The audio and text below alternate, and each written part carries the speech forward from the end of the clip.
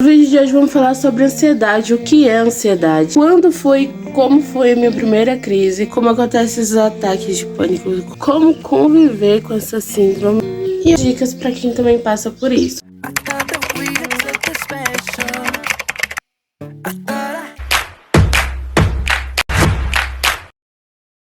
Pra quem não sabe, gente, eu tenho ansiedade e eu tenho há bastante tempo, então eu tenho bastante propriedade pra falar pra vocês sobre os sintomas, sobre o que eu sinto e sobre como é a minha vida. Por isso que eu resolvi fazer esse vídeo pra vocês entenderem um pouquinho o que acontece comigo, pra também, caso vocês conhecerem alguém que estiver passando pela mesma coisa, vocês também conseguirem identificar, tanto com vocês ou com... A ansiedade, gente, ela é extremamente normal.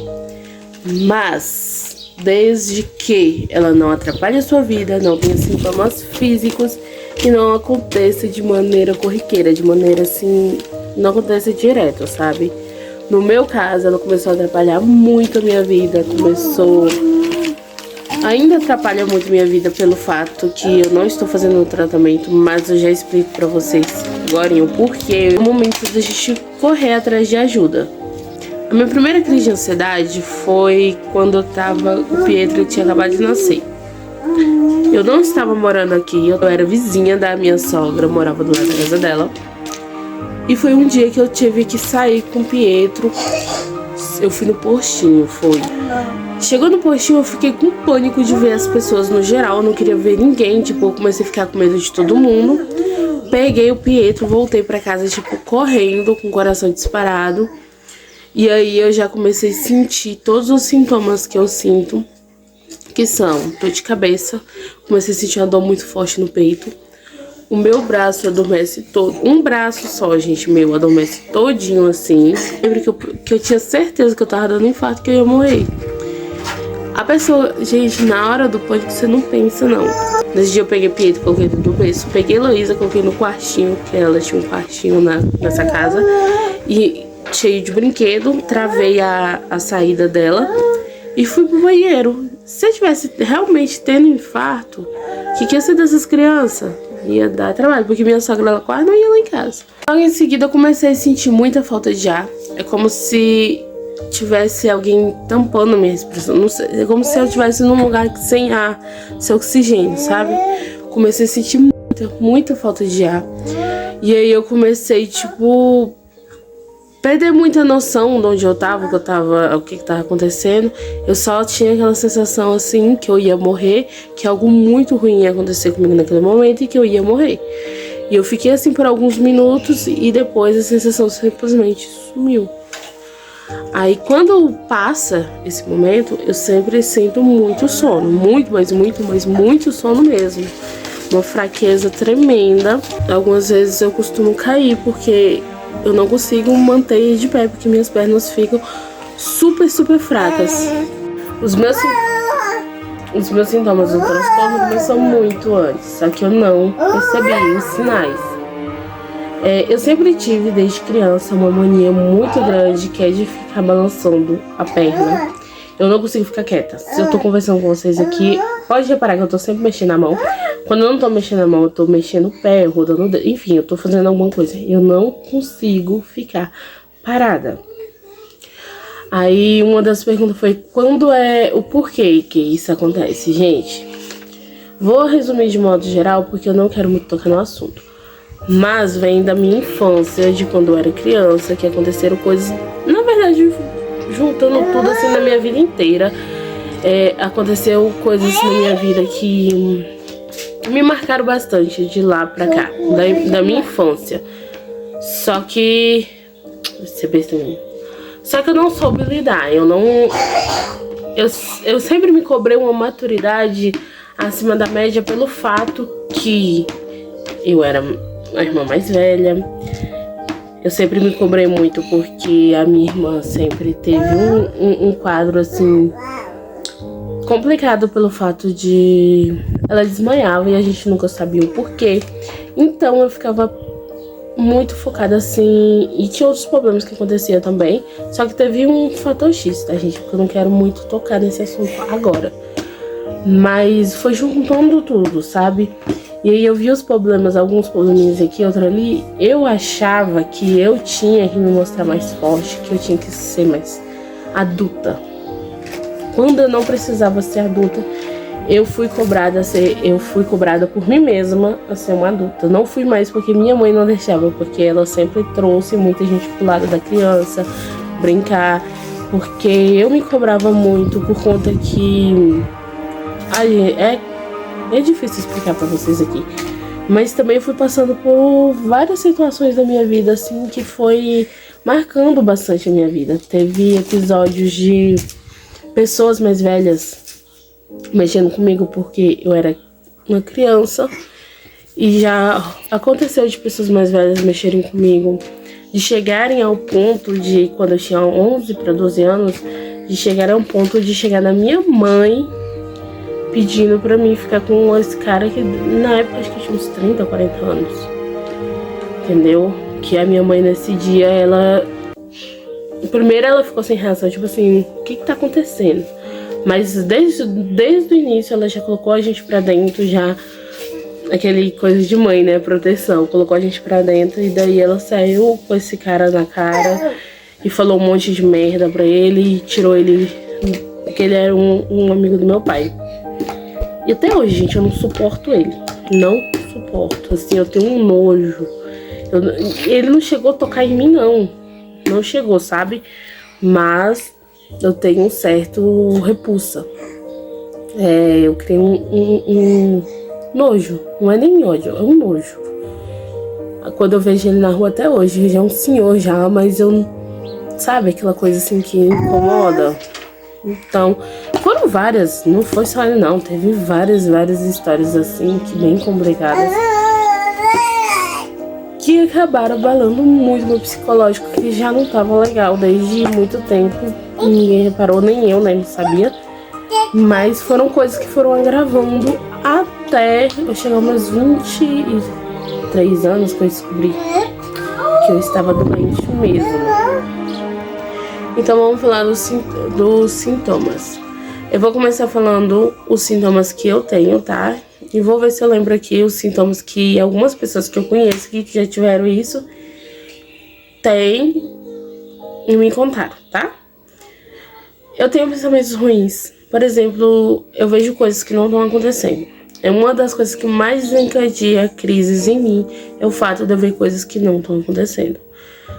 Por exemplo, se eu estiver dentro de um carro andando e eu encostar na porta do carro, eu tipo desligo dali que eu tô ali, eu vejo aquela porta abrindo, eu caindo, algo passando em cima de mim.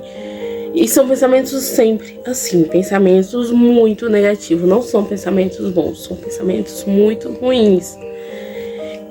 Às vezes minha filha tá brincando, o cachorro rosna, eu já vejo o cachorro mordendo ela, acontecendo coisas que eu não quero nem falar pra não... que a palavra a gente tem poder, né? E aí eu vejo essas coisas. O que eu faço nesse momento? Antes eu só chorava, hoje eu repreendo toda vez que acontece. Eu tenho um pensamento quando eu... Tô cegando aqui, tá cegando aqui, mamãe rindo. Tá querendo mamar. Toda vez que eu tenho um pensamento desse, eu tô repreendendo todas as vezes. Mas eu vou dizer pra vocês que são pensamentos constantes. São pensamentos que em algum momento, qualquer hora eu vou morrer, tipo assim, mas que tá bem próximo, que eu tô sentindo que a amor tá ali batendo na porta. Aí, a gente já acorda cansado. Estresse. Você se irrita com facilidade. O corpo todo dolorido, parece que você tomou uma surra. Aceleramento no peito, palpitação, sabe? Aquela sensação como se fosse um ataque cardíaco. Realmente, o corpo da gente simula um ataque cardíaco mesmo. Dor de cabeça, falta de ar. Não tem muita motivação, você acha que tudo vai dar errado, que nada vai dar certo. Por mais que você lute contra, você sempre acaba pensando nisso. Eu tenho um costume de ficar balançando a perna ou mexendo a mão o tempo todo. Vocês podem reparar nos meus vídeos que é muito difícil você me ver com a mão parada, porque eu não consigo ficar com a mão parada. E quando eu paro com a mão, o meu pé fica balançando o tempo todinho. Eu não consigo dormir sem rodar o meu pé o tempo todo. E se caso você não se hidratar, a fobia pode piorar e você teve várias outras fobias. Eu, por exemplo, eu tive fobia de social.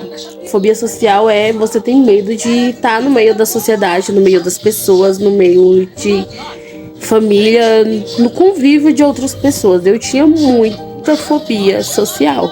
Graças a Deus, com a terapia eu consegui sanar isso aí e tô fazendo de tudo, continuando o que eu aprendi. Continuo fazendo de tudo que eu aprendi pra mim não voltar a ter, entendeu? A fobia social, porque é muito, muito complicado. Você não consegue ir no mercado, você não consegue ir na padaria, você não consegue sair na rua, você tem medo das pessoas. Eu simplesmente, a pessoa se aproximava de mim, eu saía correndo, feito uma doida. Tipo, não ouvia nada de ninguém e saía na carreira. Já me perguntaram no Instagram uma vez como que são esses ataques. Então, gente, como eu falei pra vocês, primeiro eu sinto os sintomas físicos, são a dor de cabeça, dor no peito, o formigamento no braço. E aí eu vou vendo aquele medo constante. A síndrome das pernas inquietas, eu não consigo ficar com a perna parada. Ao tempo que eu tô conversando com vocês aqui, as minhas pernas estão em movimento, eu não consigo ficar parada. Comecei a sentir muita falta de ar. E junto com a falta de ar, eu começo aquela neurose que algo tá acontecendo, eu saio de mim, gente. Eu não tenho muita noção, eu vou ver se a minha irmã aceita gravar falando como eu fico, porque assim, de maneira geral, eu não sei bem ao certo como eu fico. Eu sei que sempre que eu volto, quando eu começo a passar mal, que eu volto a mim, eu tô no chão, ou estou jogada em algum lugar assim, alguém tá me carregando pano. E eu sinto angústia muito grande, sinto falta de respiração. Eu sinto uma vontade imensa de desistir, de jogar tudo pro ar, sabe? De largar a mão, de uma impotência por estar dando trabalho pros outros, por outras pessoas me verem da forma que eu fico, porque eu me sinto humilhada. Toda vez que eu passo por isso, depois eu me sinto humilhada. Não que os outros me humilhem, eu me sinto humilhada por mim mesma, por meu corpo, por eu não ter controle sobre ele, entendeu? Graças a Deus eu tenho uma rede de apoio muito boa. Eu tenho meus irmãos, minha irmã, minha mãe, meu pai. Todo mundo me apoiando muito, ninguém me julga. Ninguém fica falando pra mim que é frescura, ninguém fica falando pra mim assim que é coisa da minha cabeça, que é frescura, nada. Eles sabem que eu tô doente, eles sabem que eu preciso de ajuda. Então eles estão sempre aqui pra me ajudar naquilo que eu preciso, graças a Deus. Todas as vezes que eu passo mal, a minha irmã tira as crianças de casa, leva pra casa dela ou leva pra outra parte daqui, pra que elas não me vejam passar mal. Sempre o meu cunhado fica com elas, enquanto a minha irmã fica comigo. Então, assim, de modo geral, eu fico muito mal. E eu fico semanas, depois disso que acontece, eu fico semanas super mal, porque é como se eu tivesse deixado acontecer. Eu já me peguei me perguntando assim, cara, será que isso não é mentira da minha cabeça? Que eu não estou passando mal? Que eu tô fazendo isso pra, sei lá, por algum motivo? E eu tô mentindo pras pessoas e pra mim mesma, porque eu já pensei. Só que todas as vezes que acontece, eu tento controlar e eu não consigo. Por mais que eu me questiono se é verdade ou não, se aquilo é verídico ou não, que nem muitas pessoas falam que é coisa da cabeça da gente, eu já me peguei várias e várias vezes pensando se eu não estaria mentindo. Mas se eu estiver mentindo pros outros, eu estaria mentindo pra mim, porque eu não consigo controlar. É mais forte do que eu, infelizmente, é mais forte do que eu. Uma das perguntas que a maioria me faz é: existe tratamento? Tem como ser tratado isso? Sim, gente, existe tratamento. E ele é um conjunto, na verdade, da psicóloga com a psiquiatra. A psiquiatra não é médica para doido, gente. Só muda que a psicóloga, ela conversa com você. A psiquiatra, além de conversar, ela pode te passar algum medicamento. A psicóloga não pode passar. Bem que a gente sabe que em muitos lugares aí que não tem muitos recursos, elas acabam medicando, mas não é o correto. Quem pode te dar o medicamento ou é o médico ou é a psiquiatra. Onde eu tava fazendo um tratamento que eu comecei com a psicóloga Luara. ela não me medicava, ela passava o que ela achava que eu tinha que tomar pra médica. Ela não passava pra mim, ela passava pra médica, porque ela contava os sintomas e tudo, porque elas têm que estar em conjunto. E aí a médica pegava e receitava aquele medicamento ali que eu tomava, um medicamento controlado. Eu tomava durante a manhã fluoxetina, que pra mim não fazia efeito nenhum sozinha.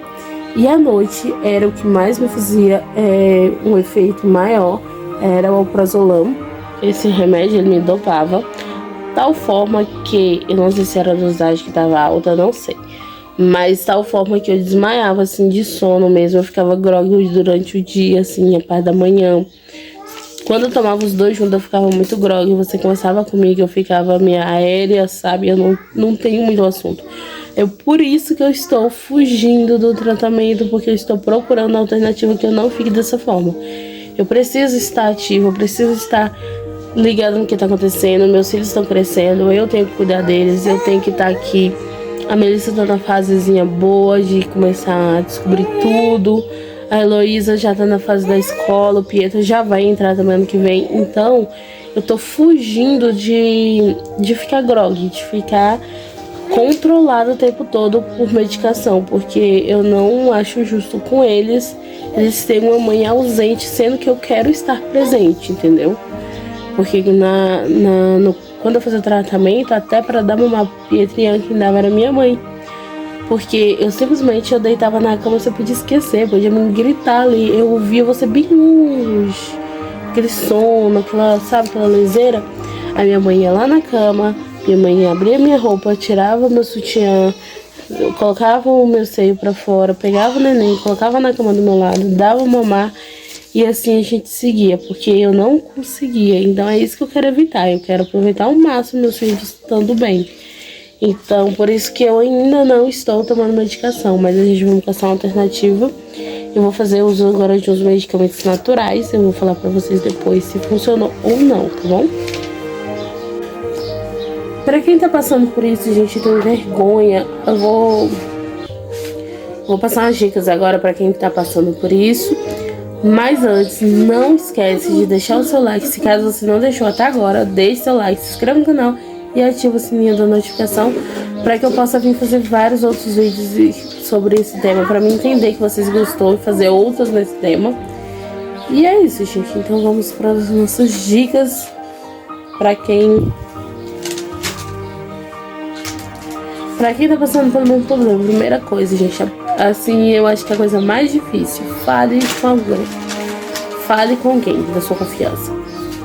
Foi a decisão mais difícil da minha vida, de tudo assim, foi eu contar para as pessoas que eu estava doente. Porque eu tinha certeza que eu estava ficando louca. Eu tinha certeza que eu ia perder meus filhos. Eu tinha certeza que ninguém ia me apoiar. Eu tinha, uns medos absurdos. Você não pode ter certeza de uma situação que não é você que está sob o controle dela, entendeu? Você só vai saber se você tentar. Se você ir lá, você pedir ajuda. Se você não tem nenhum parente, nenhum amigo, nem alguém próximo, em primeiro lugar, vai no postinho de saúde. Sempre tem psicólogo. Procure por converse com sua agente de saúde, que eles vão te auxiliar para você fazer a coisa certa e poder iniciar um tratamento. Porque, gente, eu vou falar para vocês, a terapia, a parte com o psicólogo, o remédio ajuda, mas você poder desabafar com alguém que entende, que tá vendo de outra forma, muda totalmente o seu conceito da vida e de tudo que você vê. Você vê e começa a ver coisas que você não via antes. Com a psicóloga você começa a entender mais isso, sabe? Uma coisa que eu reparei muito, que eu venho tendo um certo aumento, é o sono. Eu luto muito pra ficar com o olho aberto. Eu luto muito pra levantar da cama. Coisa que eu não costumo falar pras pessoas, mas isso é uma tremenda verdade. E tipo, gente, eu luto demais pra me fazer coisas que pra vocês são normais. Pra mim é muito complicado. Eu não consigo seguir o ritmo das pessoas normais. Não é que eu seja normal, mas eu falo assim, que eu não consigo levantar da minha cama todo dia. Eu não sinto vontade de me cuidar pra nada. Dá pra ver, né? Agora que eu fui no dentista, que eu comecei um tratamento absurdo de cara aí, mas enfim. Eu não sentia vontade de me cuidar. Gente, muitos de vocês vão me julgar agora, mas é verdade. Não sinto vontade de levantar da cama, não sinto vontade de tomar banho, não sinto vontade de arrumar o cabelo, não sinto vontade de fazer nada. Estou com compulsão alimentar. Toda vez que eu fico ansiosa, eu tenho 8 ou 80. Ou eu não como nada, passo e começo a emagrecer, ou eu como muito e começo a engordar bastante. Eu estou com compulsão alimentar, vocês podem reparar que eu engordei, porque eu simplesmente não consigo controlar sozinha. O sono tá me impedindo de fazer muita coisa que eu tava fazendo antes. Eu tava na academia, eu tava dançando, eu tava fazendo muita coisa. Mas eu tô com sono absurdo, tô com insônia. Vocês veem como é que é a coisa. Eu sinto sono durante o dia inteiro e quando chega a madrugada eu tenho insônia. Eu posso nem pegar no celular. Eu fico olhando pro teto. Eu fico fico pensando nos problemas da vida, nas contas. E aí eu não durmo direito. Fico a maior parte do tempo assim com insônia. E mesmo dia que eu durmo bem, quando é no outro dia, eu estou com muito sono da mesma forma. É como se, eu acho que se eu deitasse o dia todinho, eu dormiria dias, me daria mais de um dia dormindo. E eu tô lutando muito contra isso, tô lutando muito. Algumas pessoas falam pra mim, ora, pede pra Deus tirar. Gente, eu oro, eu peço, só que eu entendo também que isso pode ser um processo. E eu sei o que não me mata é pra me deixar mais forte. Então, se Deus tá me permitindo passar por isso, eu tenho que entender que isso é um processo e que lá na frente tudo vai fazer sentido e eu vou voltar mais forte. Eu tenho certeza disso. No momento eu estou doente, todo momento difícil da minha vida, não consigo fazer meus compromissos, tudo que eu teria que fazer, mas eu vou continuar tentando todos os dias. A diferença minha pra pessoa que simplesmente só tem preguiça é essa. Eu continuo tentando. Gente, eu fiquei umas 2 semanas sem lavar roupa. Vocês viram o tanto de roupa que juntou aqui em casa. Eu peguei esse final de semana, lavei tudo, cansei pra caramba, mas lavei tudo de uma vez. Lavei as roupas, agora eu tenho que dar uma arrumada aqui em casa, eu vou ter que dar um jeito de improvisar aqui em outro canto pra não guardar minhas roupas. Porque ali não tá cabendo.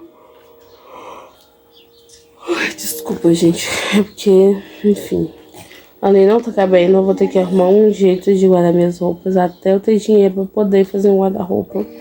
Eu nem sei quando é que vai acontecer, porque eu tô pensando aqui, seriamente, comprar essas coisas e adiar um pouquinho do meu tratamento dentário até eu conseguir juntar um dinheirinho.